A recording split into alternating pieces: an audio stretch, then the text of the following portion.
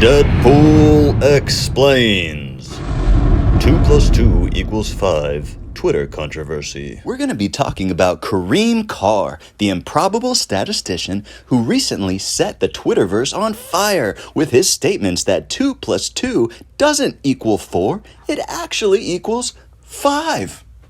Really? Carr's tweet storm went a little something like this. Statements like 2 plus 2 equals 4 are abstractions. What that means is they're generalizations of something. You should always think of these statements as associated with an underlying reality. As a data analyst, I love numbers, but it's my job to connect them to reality. So far, so good. Let's continue. Literal-minded people might sometimes say things like, I put a rooster and a hen together, and I came back a year later, and there were 3 of them. 1 plus 1 equals 3. Okay, let's stop him right there.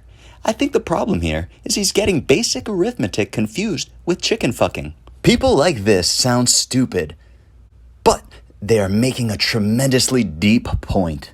Our numbers, our quantitative measures, are abstractions of real underlying things in the universe, and it's important to keep track of this when we use numbers to model the real world.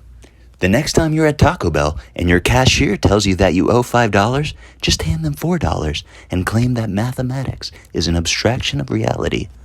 When large amounts of people disagreed with Carr and his chicken fucking arithmetic, he claimed the reason for this was simple: racism. Well, you can't argue with that. So let's look at the argument that these racists were actually making. They said, well, what does 2 plus 2 equal really? I mean, after all, common knowledge would suggest that 2 plus 2 equals 4, but clearly that's racist. 2 plus 2 must equal 5. So let's dive deeper. Those racist bastards then went on to write a bigoted proof that went something like this. We don't disagree that 2 plus 2 equals some sum, we disagree on the sum. So instead of using 2 plus 2 equals something, let's use variables. A plus B equals C. These assholes chose the first 3 letters in the alphabet instead of the last 3. This shows their devotion to the patriarchal Western culture.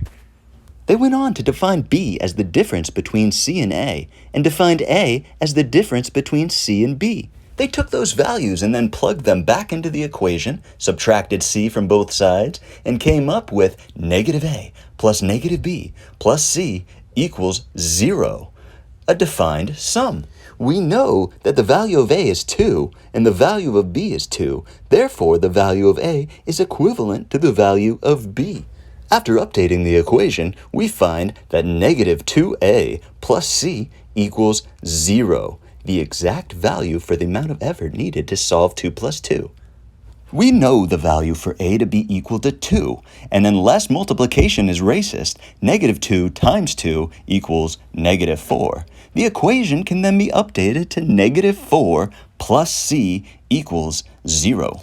Adding 4 to both sides, we can isolate the variable of C to show a value of 4.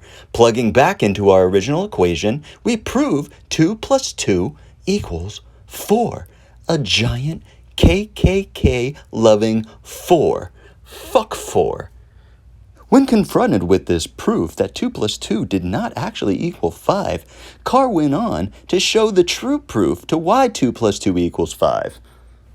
All integers equal fuck you, and fuck you has the property of being whatever the fuck it wants, whenever the fuck it wants. So fuck you. In short, we call this parameter f of u. So we define 2 plus 2 equals 5 such that fuck you plus fuck you equals fuck you. The proof by counterexample is that if you don't agree, you're a racist by f of u.